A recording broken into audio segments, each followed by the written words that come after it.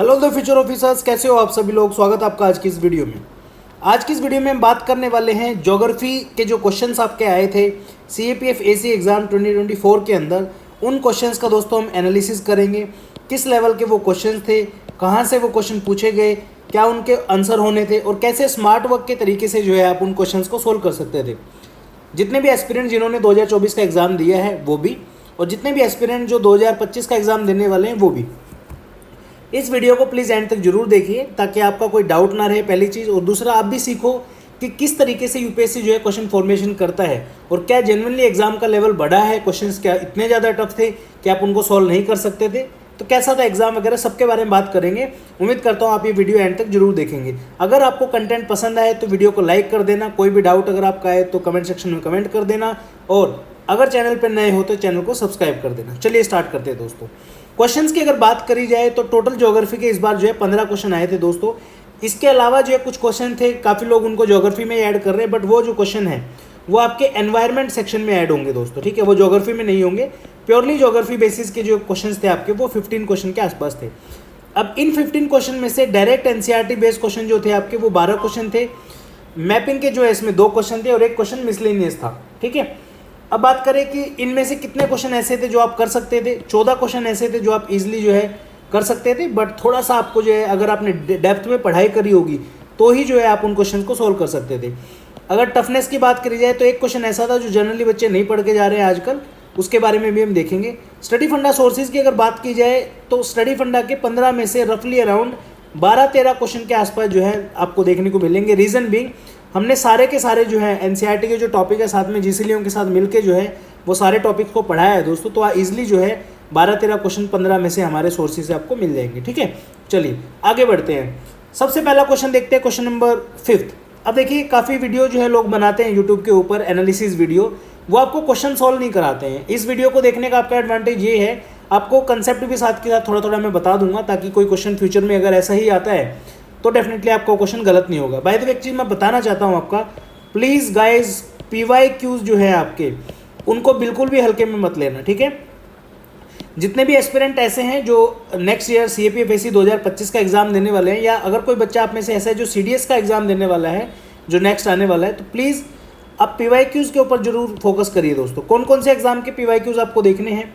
CAPF, CDS, NDA, CISF ACLDC, CSC, geologist exam, CBI DSP exam, इन सब exam के जो एग्ज़ाम होते रहते हैं उन एग्ज़ाम के जो आप पीवाईक्यू जरूर देखें, आपको डेफिनेटली बहुत ज़्यादा एडवांटेज मिलेगा, ठीक है। अब आते हैं क्वेश्चन के ऊपर। सबसे पहला क्वेश्चन है आपका किसके ऊपर है? ये है आपका ग्रीन हाउस इफेक्ट के ऊपर है, ठीक है। बिल्कुल सेम क्वेश्चन, बिल्कुल डिट्टो क्वेश्चन आपका CDS 1 2024 के अंदर पूछा गया था। इसमें ऑलमोस्ट आप मान के चलो 99% सिमिलर क्वेश्चन है, इसमें थोड़ा सा भी चेंज नहीं है। दूसरी बात दोस्तों, कभी भी जब आप एग्ज़ाम हॉल में बैठे होते हो, मेरी एक चीज़ का आपको जो है ध्यान रखना है और वादा करना है कि कभी भी क्वेश्चन देख के डरना नहीं है, ठीक है। क्योंकि क्वेश्चन के अंदर ही आंसर आपका छुपा होता है। अगर देखिए आपने अच्छे से मेहनत की होगी तो आपका कभी क्वेश्चन गलत नहीं होगा, ठीक है। अब कई लोग होंगे वो देख के इतनी बड़ी बड़ी स्टेटमेंट कि यार इतना बड़ा क्वेश्चन कैसे सोल्व कर पाएंगे, तो वो छोड़ देते हैं। तो आपको क्वेश्चन छोड़ना नहीं है, एक बार एटलीस्ट ट्राई जरूर करना है। बाकी देखी जाएगी कि अगर ठीक होगा तो बहुत बढ़िया है, नहीं होगा तो कोई दिक्कत नहीं, देख लेंगे क्या इशू है ना। तो वो चीज़ है दोस्तों। चलिए अब क्वेश्चन सॉल्व करते हैं। क्वेश्चन नंबर 5 है आपका, which of the following statement with regard to greenhouse effect is correct, ठीक है। सबसे पहले अगर आपको पता है कि ग्रीन हाउस इफेक्ट क्या होता है, देन डेफिनेटली आप इसको 100% क्वेश्चन को ठीक कर सकते हो, सीएपीएफ 2024 वाले क्वेश्चन को भी और सीडीएस 2024 वाले क्वेश्चन को भी आपका, ठीक है। ग्रीन हाउस बेसिकली क्या होता है आपने एनसीईआरटी में पढ़ा होगा, डायरेक्ट टॉपिक है बाय द वे। ये 12th क्लास का जो है वर्ल्ड क्लाइमेट टॉपिक है आपका, उसी में एक कंसेप्ट आपका दिया हुआ है green house gases and ozone layer के बारे में। तो वहीं से क्वेश्चन यूपीएससी ने पूछा है दोस्तों। सिंपल वर्ड्स में अगर आपको समझाऊं कि ग्रीन हाउस गैस इफेक्ट क्या होता है, ग्रीन हाउस इफेक्ट क्या होता है, तो एक चैम्बर होता है बेसिकली, जैसा आप इस डायग्राम में भी देख सकते हो, ठीक है। ये ग्लास का बना होता है। अब जो सन के यहाँ से जो रेडिएशंस आपके आती है ना दोस्तों, तो वो इस ग्लास के अंदर जो एंटर करती है, राइट। ये जो रेडिएशन सन की तरफ से हमारे पास आती हैं, ये होती हैं आपकी शॉर्ट वेव रेडिएशन, ठीक है। क्या होती है ध्यान रखना है, शॉर्ट वेव रेडिएशन होती है। अब ये ग्लास के अंदर जो है एंटर कर जाती हैं। अब ग्लास के अंदर आप देखोगे बहुत सारे पेड़ पौधे हैं, ज़मीन है, ठीक है। तो इस सरफेस को जो है हीटअप कर देती है, राइट। तो अंदर जो है पेड़ पौधे हो गए, आपका लैंड का जो सरफेस है इसको जो है हीटअप कर देती है। अब देखिए सरफेस जब आपका हीटअप होगा तो ऑब्वियसली ग्लास के अंदर का जो एरिया है वो भी गर्म हो जाएगा। अब जो ये शॉर्ट वेव रेडिएशन आपका अंदर की तरफ आई थी, सेम जो है बाहर आपकी नहीं जाती है। बाहर जो है आपकी कौन सी वेव जाती है, लॉन्ग वेव रेडिएशन जाती है, बट बहुत ही नेग्लिजिबल मात्रा में जा पाती है, क्योंकि ये स्ट्रक्चर जो है आपका ग्लास का बना होता है, इसलिए जो है आपकी जो रेडिएशन है वो वापस नहीं जा पाती है। अब क्या होगा, यहाँ से सरफेस जो आपका गर्म होगा, ठीक है, यहाँ से लॉन्ग वेव रेडिएशन निकलेंगे आपकी और सीधा जो है ग्लास से टकराएंगे ऊपर वाले एरिया से या साइड की दीवारों से, ठीक है। तो 99.99% जो है आपकी जब साइड में ग्लास से टकराती हैं ये लॉन्ग वेव रेडिएशन, तो ये अंदर ही घूमती रहती हैं फिर, ठीक है, जिसकी वजह से आपका पूरा चैम्बर जो है गर्म रहता है for a longer period of time, ठीक है। अगर स्टेटमेंट में कहीं ये आ जाए कि लॉन्ग वेव रेडिएशन जो है ग्लास से बाहर चली जाती है तो वो गलत होगा दोस्तों, ठीक है। चलिए अब क्वेश्चन पे आते हैं। उम्मीद करता हूँ कंसेप्ट आपको समझ में आया होगा। पहला है option, it can take place inside a glass chamber where no radiation can pass into it और पास बैक थ्रू इट। तो ये तो गलत हो गया। अभी जस्ट मैंने आपको बताया शॉर्ट वेव रेडिएशन अंदर एंटर करती है, अंदर ही अंदर जो है सरफेस को गर्म करती है, और लॉन्ग वेव रेडिएशन बाहर निकलने की कोशिश करती है, बट वापस जो है ग्लास के अंदर ही रह जाती है टकरा के दीवारों से, ठीक है। नेक्स्ट ऑप्शन है आपका, it can take place inside a glass chamber where long wave radiation can pass through into it. ये गलत हो गया दोस्तों। अभी जस्ट हमने पढ़ा कि शॉर्ट वेव रेडिएशन सन की तरफ से आती है जो ग्लास के अंदर एंटर करती है। बाय द वे इसका एक क्लासिक एग्जांपल और आपने देखा होगा। फॉर एग्जांपल एक गाड़ी है, ठीक है, यहाँ पे मान लो ये गाड़ी खड़ी हुई है फॉर एग्जांपल, तो कहोगे कैसी गाड़ी बना दी, बट एज्यूम करो ये गाड़ी है, ठीक है। अब इसके शीशा जो है आपको देखा होगा आपने कई बार, सन के डायरेक्ट अगर कॉन्टैक्ट में गाड़ी है तो बाहर मान के चलो आपका 42 डिग्री सेल्सियस का टेम्परेचर है, तो बिलीव मी गाइस गाड़ी के अंदर का जो टेम्परेचर होगा, अगर घंटे 2 घंटे बाद आओगे आप, तो एटलीस्ट 45 डिग्री होगा। तो आपने देखा होगा बाहर से जब हम अंदर आते हैं गर्मी तो हमें लग रही होती है, बट जैसे गाड़ी के अंदर आप बैठते हो वो जो है टेम्परेचर आपको अंदर का ज़्यादा मिलता है। वो क्यों मिलता है, वो ग्रीन हाउस गैस इफेक्ट की वजह से मिलता है, क्योंकि जो रेडिएशन गाड़ी के अंदर चली जाती है वो एस्केप नहीं कर पाती है, बाहर नहीं जा पाती है, जिसकी वजह से आपको ग्रीन हाउस इफेक्ट जो है गाड़ी के अंदर भी देखने को मिलता है। इसलिए हमेशा एडवाइस किया जाता है कि जब भी आप गाड़ी में बैठो धूप के टाइम पे, गर्मियों के टाइम पे, प्लीज़ अपना शीशा जो है वो नीचे करके रखिए 5-7 मिनट, ताकि जो अंदर जो गैसेस बनी है आपकी, जो टेम्परेचर बढ़ा है वो नॉर्मल हो सके दोस्तों, ठीक है। उसके बाद नेक्स्ट स्टेटमेंट है, it can take place inside a glass chamber where short wavelength infrared radiation can pass through it. बिल्कुल सही बात है। And long wavelength infrared radiation can not pass back through it. तो ये स्टेटमेंट बिल्कुल सही है। अभी हमने पढ़ा था कि लॉन्ग वेव रेडिएशन जो है वापस जो है एग्जिट नहीं कर पाती है, दीवार से टकरा के जो है अंदर घूमती रहती है। नेक्स्ट ऑप्शन है, it can take place inside a glass chamber where all infrared radiation can pass into it और पास बैक थ्रू इट। तो ये गलत है दोस्तों, सभी नहीं होती। शॉर्ट वेव अंदर आती है और अंदर ही अंदर जो है घूमती रहती है, और लॉन्ग वेव रेडिएशन के अंदर वो बदल जाती है, बट एग्जिट नहीं कर पाती है। उम्मीद करता हूँ ये समझ में आया होगा आपका। C option will be the correct answer. ये क्वेश्चन आपका डायरेक्टली एनसीईआरटी से उठाया गया है, 11th क्लास का चैप्टर 12 वर्ल्ड क्लाइमेट से लिया गया है, ठीक है। नेक्स्ट है आपका 20th क्वेश्चन, ठीक है। फर्स्ट स्टेटमेंट है, the shorter wavelength infrared radiation from sun can enter into the greenhouse while longer wavelength infrared radiation from the ground and the plant inside the ground greenhouse can not pass back out to the glass. बिल्कुल सही बात है। यही तो था कि short wave radiation अंदर आ जाती है और अंदर ही अंदर आके सरफेस को गर्म करती है, और लॉन्ग वेव रेडिएशन जो है दीवारों से टकरा के अंदर ही अंदर रह जाती है, एग्जिट नहीं कर पाती। यही आंसर है इसका। दूसरे ऑप्शंस में देखोगे, यहाँ पे आप देखोगे शॉर्ट वेव रेडिएशन तो सही है, ठीक है। उसके बाद है also pass back out through the glass, तो ये गलत हो जाएगा यहाँ पे। इधर आप देखोगे यहाँ पे भी लिखा हुआ pass back out through the glass, ये भी गलत हो जाएगा, ठीक है।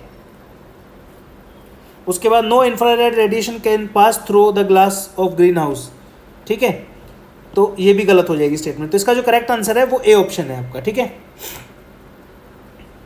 नेक्स्ट है आपका CAPF 2024 का नेक्स्ट क्वेश्चन, क्वेश्चन नंबर 9। एक चीज़ जो इस एग्ज़ाम के थ्रू मुझे फील हुई वो ये है दोस्तों, अब जो लेवल है फाइनली 2024 के एग्ज़ाम के बाद, वो लेवल इतना बढ़ चुका है कि अगर आपकी बेसिक कंसेप्ट की अंडरस्टैंडिंग नहीं है तो बिलीव मी आप इस एग्ज़ाम को क्वालिफाई नहीं कर सकते हो। रीज़न बीइंग, देखिए मैं ये बात कर रहा हूँ आज से 4-5 साल पहले की, जो 2018, 19, 20 में जो आपके एग्ज़ाम होते थे ना, वो डायरेक्टली 1 लाइनर एग्ज़ाम आते थे क्वेश्चन एग्ज़ाम में, ठीक है। जैसे फॉर एग्जाम्पल पूछ लेंगे कि 21 जून को जो इनमें से क्या होता था, समर सोल्स्टिस होता था, विंटर होता था, इक्विनॉक्स होता था, या क्या होता था, ठीक है। इस तरीके के 1 लाइनर बेसिक स्टेटमेंट्स आते थे। लेकिन अभी जो क्वेश्चन पूछ रहा है वो काफ़ी हायर लेवल के हैं और डीप अंडरस्टैंडिंग होना बहुत जरूरी है। ऑल्दो ये क्वेश्चन बहुत ज़्यादा मुश्किल नहीं है, बट स्टिल अगर आपको कुछ भी नहीं पता मोशन ऑफ अर्थ के बारे में, सीजन फॉर्मेशन के बारे में, तो आप इस क्वेश्चन को सोल्व नहीं कर पाओगे। ठीक है, ये जो क्वेश्चन है ये है आपका मोशन ऑफ अर्थ एनसीईआरटी आपकी है 6th क्लास की, यहाँ पे मैं लिख देता हूँ 6th क्लास एनसीईआरटी है मोशन ऑफ अर्थ। ठीक है, which one of the following statement about solstice an event that occur when the sun appears to reach most northerly और साउदर्ली इज आर करेक्ट। ठीक है, तो देखिए इसमें सीजन फॉर्मेशन की जब हम बात करते हैं तो 4 सीजन होते हैं आपके, समर सीजन होता है, विंटर होता है, स्प्रिंग होता है, ऑटम होता है। ठीक है, सिंपल सा फंडा है, बहुत ज़्यादा डिटेल में नहीं जाऊँगा क्योंकि इतने में ही फिर आपका 1 घंटे का लेक्चर हो जाएगा। सिंपल सी चीज़ है, जब समर सोल्स्टिस होता है, इसको आप इस तरीके से अज्यूम कर सकते हो, हम जो है इंडिया जो है आपका नॉर्दर्न हेमिस्फीयर में आता है। ठीक है, तो इंडिया जब नॉर्दर्न हेमिस्फीयर में आता है तो हमारे यहाँ पे समर सोल्स्टिस के टाइम पे यानी 21 जून के टाइम पे गर्मी होती है। ठीक है, तो इस टाइम पे जो आपका सदर्न हेमिस्फीयर है वहाँ पे आपका सर्दी होगी, राइट। इसका अपोजिट जो है होता है आपका दिसंबर में, यानी कि दिसंबर के टाइम पे नॉर्दर्न हेमिस्फीयर में होती है ठंड और सदर्न हेमिस्फीयर में आपकी होती है गर्मी। ठीक है, ये आपको याद रखना है। और इनमें जो है गर्मी के टाइम पे यहाँ पे दिन बड़े होते हैं, रातें छोटी होती है, सर्दियों में हमारे यहाँ पे रातें बड़ी होती है और दिन छोटे होते हैं। कंसेप्ट है बेसिकली पूरा। ऑप्शन पे चलते हैं। The winter solstice take place on June 21 in both the northern and southern hemisphere. ये गलत है दोस्तों, जून 21 को सिर्फ और सिर्फ नॉर्दर्न हेमिस्फीयर में ही जो है आपका समर सोल्स्टिस देखने को आपको मिलेगा। विंटर सोलेस्टिस जो है आपका वो आपका सदर्न हेमिस्फीयर में देखने को मिलेगा। ठीक है, इधर आ जाओ। Winter solstice take place on December 21 in both hemisphere, तो ये भी गलत हो गया क्योंकि विंटर सोलेस्टिस जो है सिर्फ और सिर्फ आपका सदर्न हेमिस्फीयर में देखने को मिलता है आपका यहाँ पे। ठीक है, सॉरी, विंटर जो है नॉर्दर्न हेमिस्फीयर में आपको देखने को मिलेगा दिसंबर के टाइम पे, ये आपको याद रखना है। बट यहाँ पे जो है सदर्न भी दिया हुआ है तो ये गलत हो जाएगा। ठीक है, summer solstice occurs in northern hemisphere on June 21, बिल्कुल सही बात है। And on 21 in southern hemisphere. ठीक है, तो ये बिल्कुल सही बात है, क्योंकि एक बार मिटा देता हूँ ताकि आपको डाउट क्लियर हो जाए, क्योंकि मैं नहीं चाहता कि कोई डाउट आपका बचे इस क्लास के बाद। ठीक है, सिंपल सा फंडा है। यहाँ पे आप देखिए ये है आपका समर सोल्स्टिस, ये आपका नॉर्दर्न हेमिस्फीयर, ये आपका सदर्न हेमिस्फीयर। सदर्न हेमिस्फीयर में इस टाइम जो है विंटर होती है, हमारे यहाँ पे जो है समर होती है, राइट। यहाँ पे आप देखोगे नॉर्दर्न हेमिस्फीयर में विंटर हो जाएगी और सदर्न हेमिस्फीयर में जो है आपकी क्या हो जाएगी, समर। थर्ड ऑप्शन में देखोगे the summer solstice occur in northern hemisphere on June 21, बिल्कुल सही बात है। And on 21 December in southern hemisphere, ये देखो 21 22 एक ही बात है। तो यहाँ पे समर जो है आपका सदर्न हेमिस्फीयर में होती है। ठीक है, 21 दिसंबर को, तो C option will be the correct answer here, right. चलिए आगे चलते हैं। नेक्स्ट है आपका CAPFAC 2024 का क्वेश्चन है दोस्तों। Consider the following statement regarding the rotation of the earth. जब मैंने पहली बार ये पेपर देखा था तो मुझे काफ़ी टफ लगा था पेपर, जनरली है भी। अगर आप देखोगे सिर्फ इस क्वेश्चन में आपके 2 से 3 अलग अलग कंसेप्ट के ऊपर जो है क्वेश्चन पूछा हुआ है। अगर आपका एक भी कंसेप्ट हिला हुआ है ना तो आप इस क्वेश्चन को सोल्व ही नहीं कर सकते। ठीक है, फर्स्ट स्टेटमेंट है since the earth rotate by 15 degree each hour time zone normally differ by 1 hour. अब ये जो टॉपिक है ये आपका टाइम जोन का टॉपिक है, ये जो टॉपिक है ये भी आपका टाइम जोन का है। ये जो टॉपिक है आपका डे लाइट सेविंग टाइम,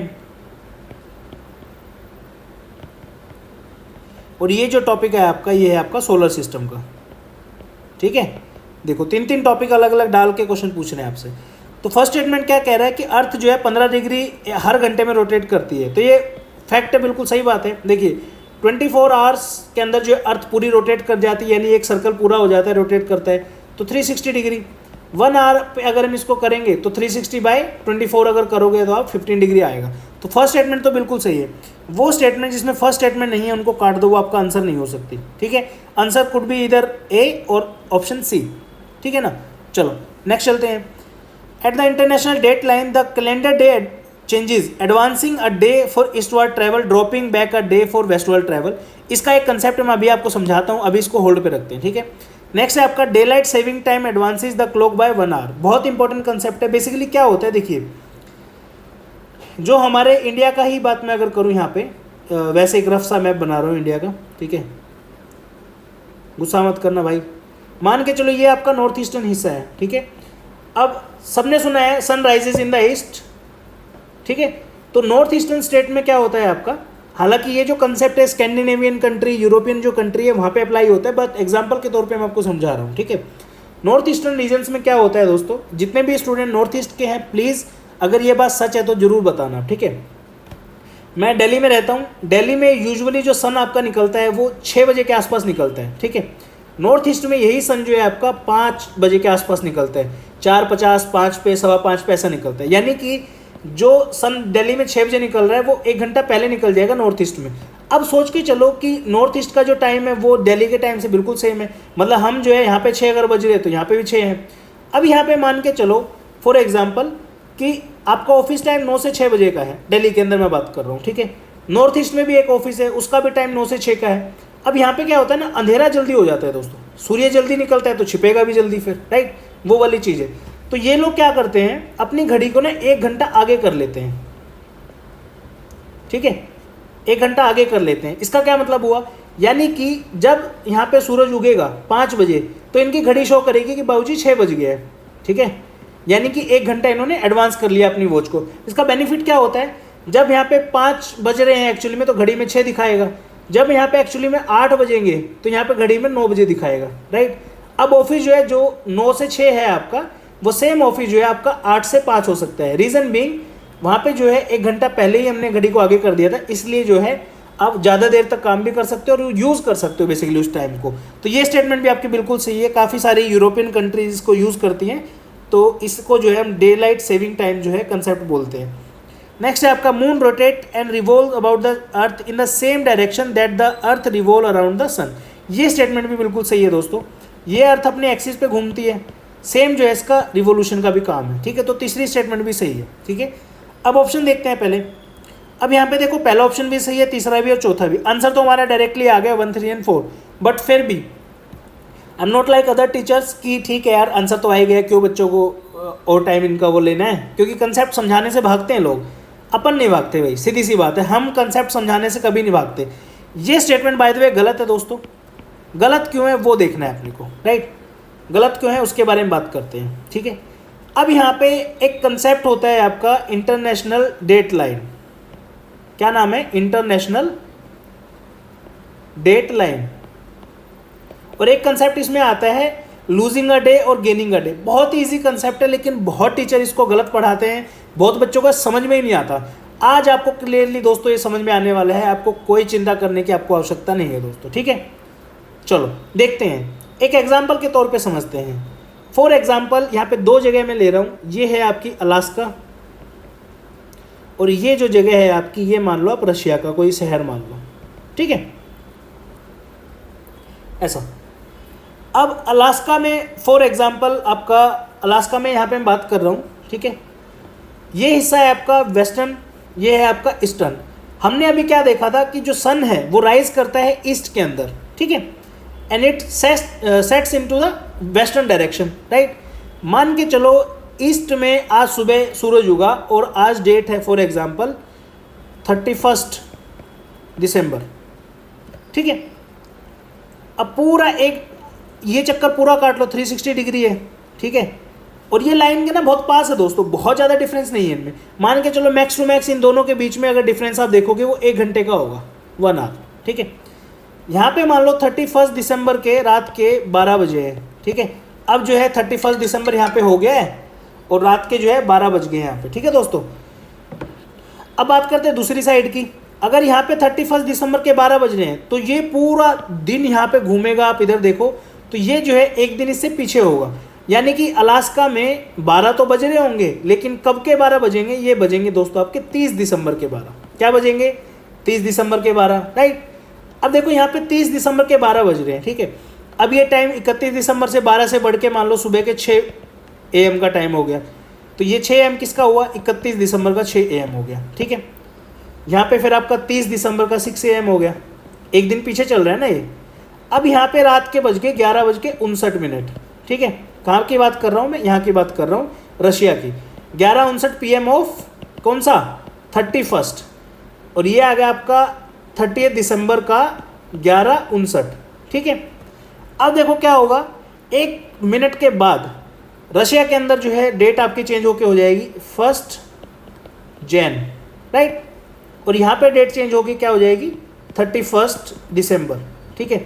अब रशिया वाले मस्त पार्टी कर रहे हैं यहाँ पे, मैं यहाँ पे हाईलाइट कर देता हूँ। रशिया वाले मस्त घूम के पार्टी कर रहे हैं, मज़ा आ रहा है, बिल्कुल सबको सेटअप लगा हुआ है। अलास्का वाले वेट कर रहे हैं कि यार पार्टी हमारे यहाँ पे तो कल होगी। क्या होगी? पार्टी हमारे यहाँ पे तो कल होगी, राइट। अब यहाँ पे क्या दिक्कत आई आपकी? रशिया में लोगों ने पार्टी कर ली, बढ़िया मज़ा ले लिया, अलास्का वाले वेट कर रहे हैं। सडनली क्या होता है, अलास्का से रशिया वालों को फ़ोन आ जाता है कि ना फलाने रिश्तेदार की तबीयत ख़राब, आप जल्दी से आ जाओ, ठीक है। तो रशिया वाले बोलते ठीक है भाई साहब, मैं अभी आता हूँ, बस थोड़ा सा टाइम मुझे आप दे दो, ठीक है। रशिया वाले तैयार होकर भागते हैं, अलास्का पहुँच जाते हैं। 1 घंटे का डिफरेंस है, ज़्यादा डिफरेंस नहीं है। अब इन्होंने जो है नए साल की पार्टी मना ली है, ठीक है। अलास्का वाले वेट कर रहे हैं कि यार बूढ़ा बीमार हो गया, पार्टी तो दूर की बात है, कल होगी पार्टी, तो 1 दिन पूरा बचा हुआ है, ठीक है। अब यहाँ पे जो है कंसेप्ट आता है गेन अ डे और लूज अ डे का। वेरी वेरी इंपॉर्टेंट कंसेप्ट दोस्तों। अभी इसको सबको पूरे को मैं अगर समराइज को करूँ तो यहाँ पे सिर्फ 2 चीज़ें आपको याद रखनी फिलहाल तक, ताकि आपको कोई कन्फ्यूज़न ना हो। यहाँ पे जो दिन है वो है 1 जनवरी का, यहाँ पे जो डे है वो है आपका 31 दिसंबर का, ठीक है। अब मान के चलो रशिया से कोई बंदा अलास्का जा रहा है, ठीक है। अब इसने नए साल की पार्टी तो कर ली, अब ये पहुंच गया यहाँ पे, कहाँ पे? अलास्का में, ठीक है। अलास्का में जब ये पहुंचा तो यहाँ पे इसने देखा कि यार अभी तो 31 दिसंबर ही है, मैं तो ऑलरेडी पार्टी करके आ गया हूँ, यहाँ पे जाके एक पार्टी करने का और मौका मिलेगा। रिश्तेदार जाके देखा तो वो ठीक हो गया मेरे देखते ही, ठीक है। यानी कि रशिया से कोई भी व्यक्ति अगर अलास्का की साइड जाता है तो उसको 1 दिन और जीने का मौका मिलेगा, ठीक है। 1 डे एक्स्ट्रा उसको जीने का मौका मिलेगा, इसलिए इसको हम बोलते हैं गेन अ डे, राइट। यानी कि 1 तारीख जो थी वो उसने जी ली अपनी ज़िंदगी की, अब दोबारा से जो है अलास्का में जाके वो अपना 1 दिन और जिएगा, ठीक है। सेम सिचुएशन को रिवर्स कर देते हैं। यहाँ पे थी 31, अब रशिया वालों ने फ़ोन कर दिया अलास्का वालों को कि आ जाओ भाई, दिक्कत हो गई है। ये वाला व्यक्ति इधर आएगा, ये वेट कर रहा था कि नए साल की पार्टी मनाऊंगा भाई मैं तो, ठीक है, लेकिन मजबूरी में इसको आना पड़े। यहाँ पे देखा कि यार नए साल की पार्टी तो होगी भाई, मेरा तो नुकसान हो गया, मेरी पार्टी छूट गई। यानी कि अलास्का वाला व्यक्ति अगर क्रॉस करके इंटरनेशनल डेट लाइन रशिया वाली साइड जाएगा तो जो है वो 1 दिन लूज करेगा दोस्तों, ठीक है। क्या करेगा? लूज करेगा। अब आते हैं स्टेटमेंट पे। स्टेटमेंट में लिखा है at the international date line the calendar day changes. Calendar day जब चेंज होता है, advancing a day for eastward travel, यानी कि अगर आप, मिटा देता हूँ अगेन, ठीक है। स्टेटमेंट बोल रही है कि अगर आप ईस्ट की साइड ट्रेवल करोगे तो आपको 1 डे का गेन होगा, एडवांस होगा, यानी कि गेन होगा, ठीक है। ये लिखा है स्टेटमेंट में। और बोल रहे हैं कि अगर आप वेस्टर्न साइड में ट्रेवल करोगे तो आपका 1 दिन घटेगा, जो कि बिल्कुल गलत है दोस्तों, क्योंकि ईस्ट से वेस्ट की तरफ आप जाओगे तो आपका 1 दिन का गेन होगा, अगर वेस्ट से ईस्ट की तरफ जाओगे तो 1 दिन का लूज होगा, ठीक है। अब दोस्तों यहाँ पे एक सिचुएशन ऐसी हो सकती है जो मुझे लगता है कि आपको पता होना जरूरी है। ये चीज़ आप देख लो कि ईस्ट से वेस्ट की तरफ जाओगे तो गेन होगा, वेस्ट से ईस्ट की तरफ जाओगे तो लूज होगा। अगर ऐसा हो जाए कि मैं इसको चेंज कर दूँ, यहाँ पे वेस्टर्न हेमिस्फेयर कर दूँ, यहाँ पे ईस्टर्न हेमिस्फेयर कर दूँ, तो ये अपोजिट हो जाएगा दोस्तों। यहाँ से जो है आपका लूजर डे आ जाएगा और यहाँ से जो है गेनर डे आ जाएगा। कंसेप्ट वही है दोस्तों, ठीक है। बस ये वेस्टर्न और ईस्टर्न हेमिस्फेयर का आपको ध्यान रखना है, इसलिए जो ये स्टेटमेंट गलत है आपकी। तो correct answer would be here option C, ठीक है। उम्मीद करता हूँ समझ में आया होगा। चलो नेक्स्ट आ जाओ, क्वेश्चन नंबर 33। बाय द वे ये जितने भी कंसेप्ट है ना, जितने भी देख रहे हो आप, बहुत ही प्यार से मैंने बहुत अच्छे से जो है अपने कोर्स के अंदर कवर करे हैं। तो जितने भी नए एस्पिरेंट हैं, जो फ्रेशर्स हैं, 2025 के लिए एग्ज़ाम देने वाले हैं, स्टडी फंडा का फाउंडेशन बैच आप ज्वाइन कर सकते हो। भाई साहब ज्योग्राफी में अभी एनडीए का एग्ज़ाम हुआ था, 21 क्वेश्चन आए थे एनडीए के एग्जाम में, 21 में से 19 question line by line word by word थे। आप जाके स्टडी फंडा का टेलीग्राम चेक कर सकते हो प्रूफ के लिए, ठीक है। Question number 33। अब देखिए वीडियो काफ़ी बड़ी हो जाएगी तो मैं जल्दी करने की कोशिश करूँगा थोड़ा, ठीक है। Consider the type of wind, ठीक है। कैरेक्टरिस्टिक दी हुई है आपको, विंड जो है वो आपको बतानी है। अब ये जो है चैप्टर 9 है 11th क्लास का, atmospheric circulation and weather system. इसमें अलग अलग टाइप की आपकी विंड होती है, जैसे जेट स्ट्रीम है, जियोस्ट्रोफिक विंड है, वेस्टर्लीज है, ईस्टर्लीज है। ये पूरा कंसेप्ट है दोस्तों विंड्स का, ठीक है। ये आपका इक्वेटर हुआ, ये डोल्डर्म रीजन हो जाएगा, ऊपर फिर वेस्टर्ली ईस्टर्ली इस तरीके से आपके आती है। तो पूरा कंसेप्ट है। अगर तीनों स्टेटमेंट आप देखोगे तो यहीं पे आपको तीनों स्टेटमेंट मिल जाएगी। इसका जो करेक्ट आंसर आएगा वो आएगा जियोस्ट्रोफिक विंड। पढ़ लेना, एनसीईआरटी का है, काफ़ी इंपॉर्टेंट टॉपिक है। चलो नेक्स्ट आ जाओ आप, पोर्जोलाइजेशन वाला। ये जो टॉपिक है किसी भी NCERT क्लास की बुक में आपका नहीं दिया हुआ है, ठीक है। वैसे बता देता हूँ पोर्ट विजुअलाइजेशन बेसिकली होता क्या है। पोर्ट विजुअलाइजेशन में क्या होता है दोस्तों, सबसे पहली बात तो ये देखने को कहाँ मिलेगा, ये जो है हायर लैटिट्यूड्स में देखने को मिलता है, स्पेसिफिकली इन स्कैंडिनेवियन कंट्रीज, जैसे आपका नॉर्वे है, स्वीडन है, इन सब में, ठीक है। तो इसमें बेसिकली क्या होता है, सोइल एसिडिक होती है, लीचिंग की वजह से जो है पोर्ट विजुअलाइजेशन का आपका फॉर्मेशन होता है। इतना सा सिर्फ आपको याद रखना है।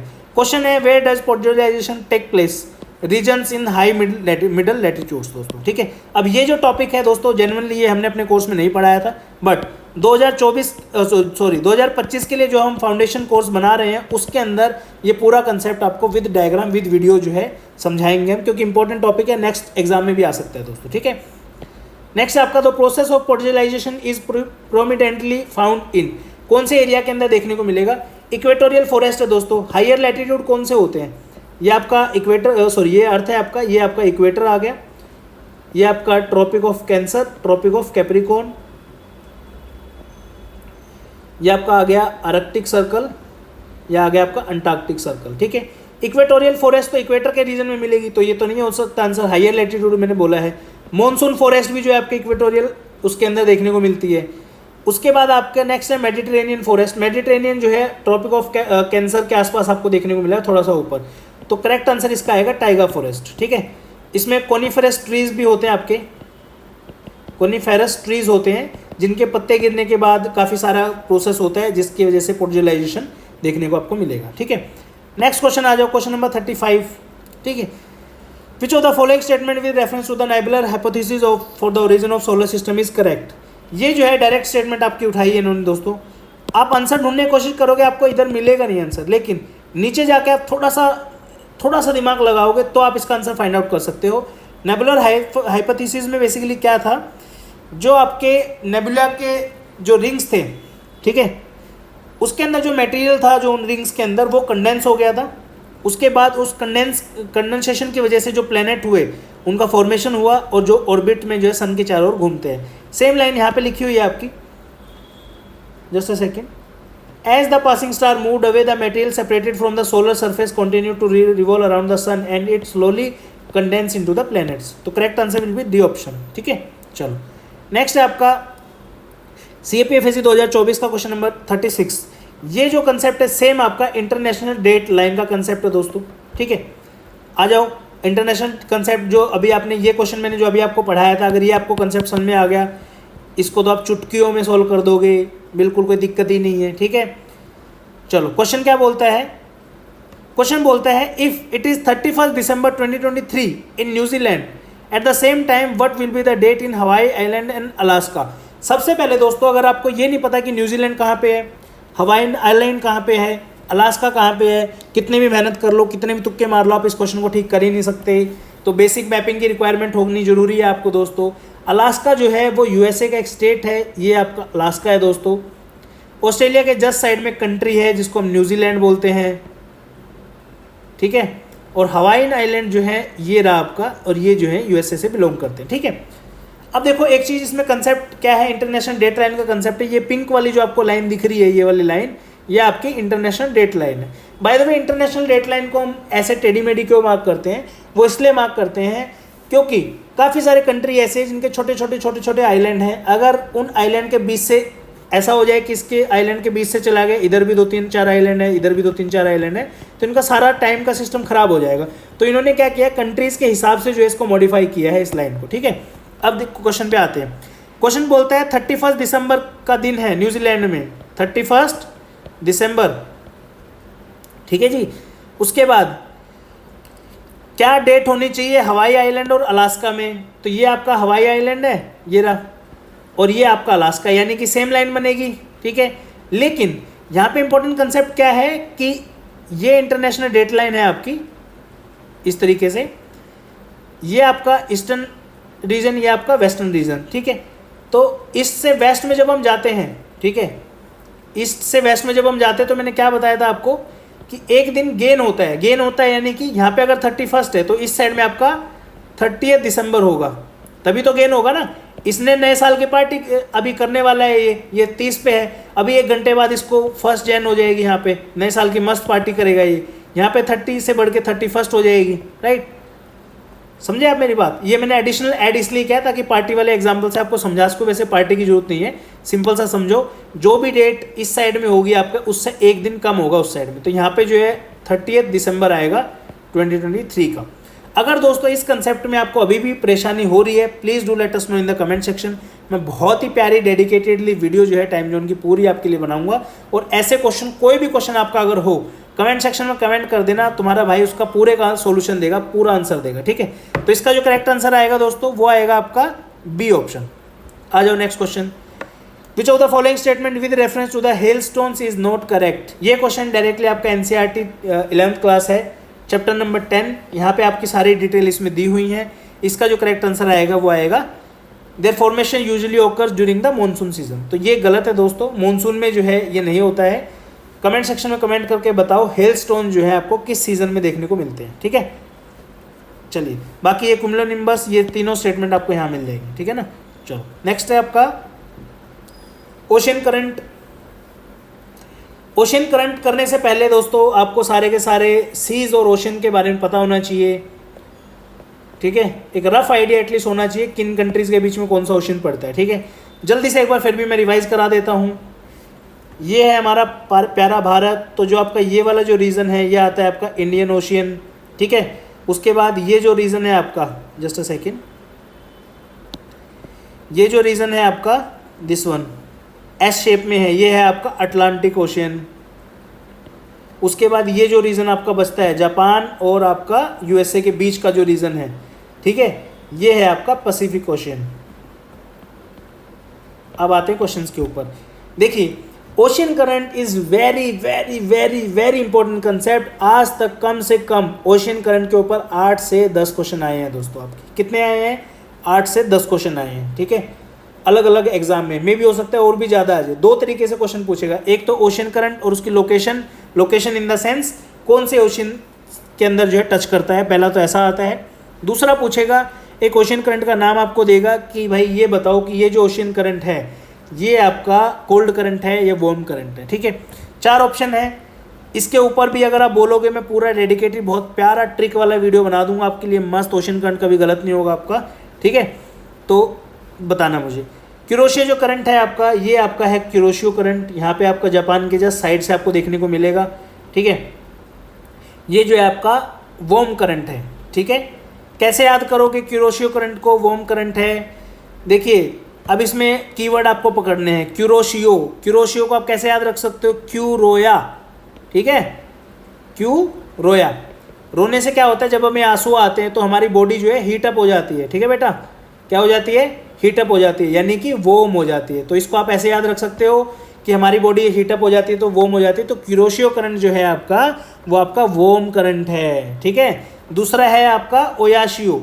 जस्ट हिंट दे रहा हूँ कि कैसे पढ़ते हैं इन सब चीज़ों को। दूसरा है ओयाशियो। ओयो गए हो कभी? गए होंगे डेफिनेटली, पार्टी करने और सब, ठीक है। जब भी हम ओयो जाते हैं तो दोस्तों के साथ जाते हैं, पार्टी करते हैं। तो पार्टी में क्या होता है आपका, आप कोल्ड ड्रिंक पीते हो, आप ड्रिंक्स लेते हो, तो उसमें कोल्ड ड्रिंक का यूज़ हम करते हैं, ठीक है। ओयो में पार्टी करते हैं, पार्टी के साथ हमें कोल्ड ड्रिंक चाहिए। कोल्ड ड्रिंक क्या होती है? कोल्ड होती है। तो ये कैसा करंट हुआ? कोल्ड करंट हुआ। क्या हुआ? Cold current. क्यूरोशियो को मैच कर दो अब, ठीक है। ये मैंने बताया था आपका कि ये सारा रीजन जो है पैसिफिक का है, तो क्यूरोशियो को मैच करो पैसिफिक से। ए का हो जाएगा आपका 2 ऑप्शन। ए का 2 ऑप्शन या तो सी आंसर हो सकता है या आपका डी आंसर हो सकता है, ऊपर वाले काट दो, ठीक है। अब यहाँ से हमें पता चला ए का अगर 2 है तो डी का 3 हो जाएगा, तो डी का 3 में इसमें ऑटोमेटिक मार्क कर देता हूँ। नेक्स्ट आएगा आपका, नेक्स्ट है आपका अगुलास करंट। अगुलास करंट जो है आपका कहाँ पे है? अगुलास जो करंट है आपका वो पड़ता है आपका मेडागास्कर के नीचे, ये रहा, ठीक है। ये जो है अब ये पड़ता है आपका इंडियन ओशन के अंदर, ठीक है। तो अगुलास करंट जो है आपका कहाँ पड़ा? इंडियन ओशन, यानी कि बी का 4। बी का 4 एक ही ऑप्शन है, डी ऑप्शन ये आपका करेक्ट आंसर हो जाएगा, ठीक है दोस्तों। चलो आगे चलते हैं, क्वेश्चन नंबर 44। अब देखिए, मैं आपको एक ही चीज़ समझा रहा हूँ बार बार में, जितने भी टॉपिक आपके हैं ये सारे रिपीटेड क्वेश्चन हैं। एनडीए के अंदर, सीएपीएफ, सीडीएस, सीआईएसएफ, सब में ये क्वेश्चन रिपीट होते हैं। ये देख लो, इससे बड़ा रिपीटेशन का एग्जाम्पल मैं नहीं बता सकता। क्वेश्चन नंबर 44, क्वेश्चन नंबर 40, बिल्कुल सेम क्वेश्चन, ऑप्शन भी सेम है। Kuwait, Oman, Libya, Jordan, Yemen. इससे ज़्यादा फेमिलियरिटी और क्या होगी दोस्तों। CDS 1 2024 के अंदर क्वेश्चन आया, CPF में रिपीट कर दिया। क्वेश्चन क्या है, इन कंट्रीज में से कौन सी कंट्री ऐसी है जो अरेबियन पेनिनसुला का पार्ट नहीं है। अरेबियन पेनिनसुला में मेनली कौन सी कंट्री आती है, Yemen, Oman, UAE, Qatar, Bahrain, Kuwait, Saudi Arabia, उधर से थोड़ी सी आपकी इराक, जॉर्डन नहीं आती है दोस्तों, ये याद रखना है, ये जो है जॉर्डन आपकी कंट्री नहीं आती है, ठीक है। तो यहाँ पे आपका करेक्ट आंसर हो जाएगा जॉर्डन CDS का। और ये जो है आपका लीबिया जो है आपकी कौन सी कंट्री है, ये है आपकी अफ्रीकन कंट्री, तो लीबिया भी नहीं होगा। तो इसका करेक्ट आंसर आएगा C, नीचे वाले का आएगा C। 44 का भी C और 48 का भी C। 42 पे आ जाओ, सॉरी 41 पे आ जाओ, जस्ट अ सेकेंड। हाँ 41 पे आइए, क्या है 41 है, which of the following processes is a part of रोक साइकिल। ये डायरेक्ट क्वेश्चन है आपका NCERT 11th class mineral and rocks नाम का चैप्टर है। क्या बोलते हैं कि तीनों जो प्रोसेसेस हैं, क्या ये रॉक साइकिल का पार्ट है, बिल्कुल पार्ट है सर जी। क्या है, लिथिफिकेशन है। लिथिफिकेशन क्या होता है, छोटे छोटे सेडिमेंट, आपके सेडिमेंट यानी कि सैंड, ग्रेवल, छोटे छोटे स्टोन, जब ये काफ़ी प्रेशर के साथ जो है इनके ऊपर प्रेशर लगता है तो ये जो है रॉक्स के अंदर कन्वर्ट होती है, जिनको हम सेडिमेंट्री रॉक्स बोलते हैं। तो लिथिफिकेशन जो है पार्ट है। तो फर्स्ट तो आपका आंसर होना ही होना चाहिए, इसको काट दो बाबूजी। नेक्स्ट आपका मेटामॉर्फिज्म। मेटामॉर्फिज्म क्या होता है, जब सेडिमेंट्री रॉक के ऊपर प्रेशर दिया जाता है for a longer period of time, they will be converted into metamorphic rocks. तो मेटामॉर्फिज्म भी है, ठीक है। नेक्स्ट आपका सॉलिडिफिकेशन। सॉलिडिफिकेशन में क्या होता है, जब आपका मैग्मा यानी कि लिक्विड लावा एक अलग चीज़ होती है, मैग्मा अलग होती है।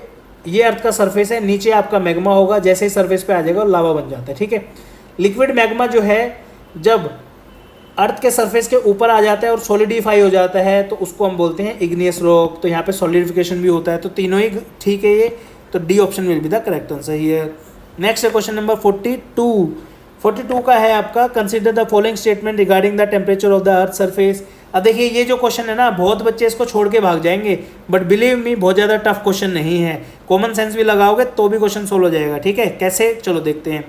पहला स्टेटमेंट है, अब क्या बोल रहे हैं, temperature regarding the earth surface. पहला है टेम्परेचर ऑफ अ सरफेस। देखिए मैं अगेन ये कह रहा हूँ, ऐसा नहीं है कि बिना पढ़े आप जाओगे तो सोल्व कर दोगे, पढ़ने के बाद आप स्टेटमेंट को एलिमिनेट इजीली कर सकते हो। इतना सा मेरा कहने का मतलब है, पढ़ना तो पड़ेगा बेटा, बिना पढ़े काम नहीं चलेगा, ठीक है। और जितने भी तुम्हारे CAPF के कोचिंग वाले हैं ना दोस्तों, इनकी औकात नहीं है ऐसे क्वेश्चन पढ़ा दे, मैं गारंटी दे रहा हूँ। दिखाओ मुझे कौन सा ऐसा कोर्स है जिसमें टेम्परेचर, इन्वर्जन, इस तरीके के क्वेश्चन सोल्व कराते हैं लोग, ठीक है, नहीं कराते। चलो पहला स्टेटमेंट है, the temperature of a surface is determined by net radiation. बिल्कुल सही बात है। देखिए रेडिएशन क्या होती है, ये अर्थ का सरफेस है, सन से जो है आपकी एनर्जी आ रही है अर्थ के ऊपर, ठीक है। तो इसके ऊपर अर्थ के सरफेस को ये गर्म करेगा, ठीक है। तो जो भी रेडिएशन सरफेस पे आ रही है सन की तरफ से, ठीक है, तो वो आपकी नेट रेडिएशन होती है, ठीक है। पहला स्टेटमेंट सही, थर्ड एंड फोर्थ गलत हो जाएगा दोस्तों। नेक्स्ट है आपका, net radiation produces a radiant energy flow that can heat और कूल अ सरफेस। अब यहाँ से एनर्जी आई, अर्थ के सरफेस को गर्म किया, हीट हो गया, उसके बाद एनर्जी खत्म हो जाएगी तो ठंडा हो जाएगा, तो ये भी स्टेटमेंट सही है। Net radiation balance is usually positive during the day time and negative during the night time, ये भी सही है भाई। दिन में इसका टेम्परेचर बढ़ जाएगा तो पॉजिटिव हो जाएगा, रात को घट जाएगा तो नेगेटिव हो जाएगा, ये भी स्टेटमेंट सही है। चौथा है, soil surface loses energy as temperature increasing during the day. मूर्ख समझते हो क्या आप हमें, हम नहीं हैं, ठीक है। कैसे नहीं है, अर्थ का सरफेस है, सोचो मॉर्निंग के 9 बजे हैं, ठीक है, 9 AM का टाइम हो रहा है, सन से एनर्जी आ रही है, अर्थ के सरफेस को हीटअप कर रहा है, तो एनर्जी क्या होगी यहाँ पे दोस्तों, लूज थोड़ी ना होगी, गेन होगी भाई। अगर टेम्परेचर मॉर्निंग में 9 बजे फॉर एग्जांपल किसी जगह का 25 डिग्री है, दोपहर में 1 बजे क्या 25 से कम थोड़ी हो जाएगा, बढ़ेगा ना वो, ठीक है। तो लूज एनर्जी कैसे हुआ, गेन एनर्जी आएगा यहाँ पे। तो ये स्टेटमेंट गलत है, यानी कि 1 2 3 4 नहीं हो सकता, 1 2 भी नहीं, 1 2 and 3 करेक्ट आंसर आएगा, C option will be the correct option. 43 आ जाओ, line by line word by word दिया हुआ है आपका इसके अंदर। Black soil is considered suitable for the growing rain fed crops, लिखा हुआ है रेन फेड क्रॉप्स, ये पूरा स्टेटमेंट पढ़ोगे तो आपको मिल जाएगा, ये स्टेटमेंट सही है। Black soil can retain moisture for a prolong period aiding crops to survive even in dry season, ये भी सही है। First option will be the correct answer. Next है आपका, चलिए भैया अगला क्वेश्चन देखते हैं, question number 45। With reference to the south coast of Australia which of the following statement is are correct. अब बहुत सारे बच्चे इस क्वेश्चन को या तो गलत करके आए होंगे या छोड़ के आए होंगे, क्योंकि देखिए जो चीज़ें हम पढ़ते हैं उसमें इतना ज़्यादा दूर का हम नहीं सोच पाते हैं, राइट। बाकी इस क्वेश्चन को करने की कोशिश करेंगे। पहला स्टेटमेंट है it is situated along the Indian ocean. ये बिल्कुल सही स्टेटमेंट है दोस्तों, ये सारा का सारा जो है आपका इंडियन ओशन पड़ता है, आपका जितना भी रीजन है, ठीक है। फर्स्ट स्टेटमेंट सही है। सेकंड है it experiences rain during its winter months of December and January, ठीक है। क्या ये सही है स्टेटमेंट? अगर आपको सीजन फॉर्मेशन का कंसेप्ट याद है, ठीक है, तो आप इस क्वेश्चन को कर सकते हो। इसलिए मैं कहता हूँ दोस्तों, मेरे प्यारे बहनों भाइयों, छोटे बड़े बहनों भाइयों, कंसेप्ट समझने पे ध्यान दो। नोट्स रट्टा मारना, फलाने कोचिंग ज्वाइन करना, ये वो काम नहीं आएंगे। अगर कंसेप्ट कोई टीचर आपके क्लियर करा देता है तो वो भगवान है आपके लिए, ठीक है। चलो बताता हूँ कैसे, जस्ट अ सेकेंड। देखिए सिंपल से चीज़ लिखता हूँ यहाँ पे, जस्ट अ सेकेंड, पेन बदल देते हैं। Northern hemisphere is equal to summer, southern hemisphere is equal to winter, right. जब ये बात हो रही है किसकी? समर सोलेस्टिस की। विंटर सोलेस्टिस में क्या होगा? Northern hemisphere is equal to winter, ठीक है, और यहाँ पे southern hemisphere is equal to summer, ठीक है। अब देखिए it experiences rain during its winter month of December and January, ठीक है। ये चीज़ आपको ध्यान रखना है कि यहाँ पे जो दिसंबर एंड जनवरी लिखा है ना दोस्तों, ये गलत है। रीज़न बिंग, विंटर जो है सदर्न हेमिस्फेयर में, जो कि ऑस्ट्रेलिया में भी सदर्न हेमिस्फेयर में आता है, तो विंटर यहाँ पे कब होगी? मई जून के अंदर होगी। किस में होगी? मई जून के अंदर होगी, ना कि आपका दिसंबर और जनवरी। तो इसमें सेकंड स्टेटमेंट गलत है, first statement only will be the correct answer, ठीक है। चलो नेक्स्ट है आपका, which of the following countries does not share the boundary with Ukraine. ये थोड़ा सा टफ है दोस्तों, क्योंकि इतनी चीज़ें याद रखना थोड़ा पॉसिबल नहीं होता है, बट करंट अफेयर में था तो ये आपका दायित्व बनता है कि इन सब चीज़ों को आप पढ़ो, थोड़ा सा प्रैक्टिस करोगे तो हो जाएगा, ठीक है। पहला है कि यूक्रेन के साथ कौन कौन सी कंट्री बॉर्डर टच नहीं करती है। पहले यही देख लेते हैं कौन सी करती है। रशिया होगी आपकी, ठीक है, इधर से आपका बेलारूस होगी, पोलैंड होगी, स्लोवाकिया, हंगरी, रोमानिया, ठीक है, मोल्डोवा, ये सारी की सारी टच करती है दोस्तों, ठीक है। तो इसमें रोमानिया भी है, मोल्डोवा भी है, लिथुआनिया और पोलैंड, ठीक है। तो ये भी है, लिथुआनिया ऐसी है जो टच नहीं करती है, तो इसका लिथुआनिया आंसर हो गया।